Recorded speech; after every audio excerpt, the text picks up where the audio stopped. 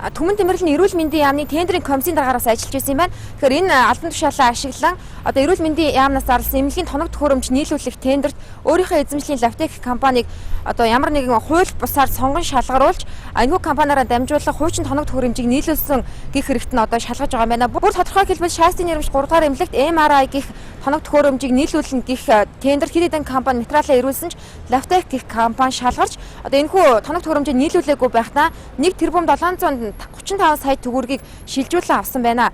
Гэвч одоо энэхүү гэрээгээр хүлээсэн үүргээ биелүүлэхгүй MRI гих тоног төхөөрөмжийг цоошноор авах байхад одоо засвар хийсэн хуучин тоног төхөөрөмжийг авсан болох нь одоогоор Мөрдөн байцаалт явц тогтоодод байгаа юм байна.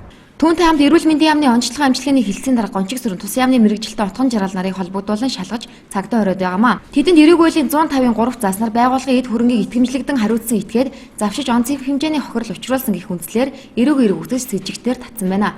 Одоогоор Мөрдөн байцаалтын шатны тендерийн мөнгийг 2012 оны 3 дугаар сарын 30-ны өдөр сангийн яамнаас Түмэн Тэмэрлэлийн эзэмшлийн Лавтек компани данс руу 1 тэрбум 735 сая төгрөгийг MRI буюу соронзон онцлогооны аппаратыг 3 дахь эмнэлэгт нийлүүлэх зорилтоор шилжүүлжээ.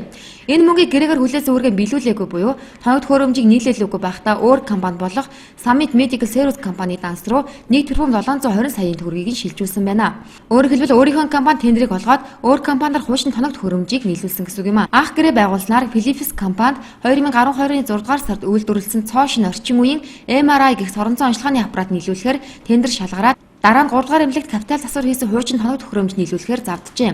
3 дахь эмнэлгийн удирдлагууд энэхүү хуучин аппаратыг хүлээн авахаас татгалзаж тэргүй тоног төхөөрөмжтөр ажиллах боловсон хүчин байрлуулах газар байхгүй гэх хариу өгсөн байна. Энэ хариуг сонсон Түмэн Тэмэрлэл тэрбум 735 саяын тендерээр авсан тоног төхөөрөмжөө гэмтэл согц судлалын үндэслэлүүд нийлүүлжээ.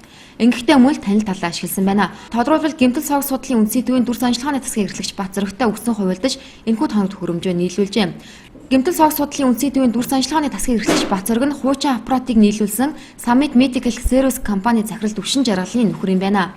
Харамсалтай танил талаа ашиглан гэмтэл согц судлалын үндэсний төв шахсан энэхүү аппаратыг тус төвд нийлүүлэх сайдын тушаал өнөөхөр нь гараагүй байдгийг байна.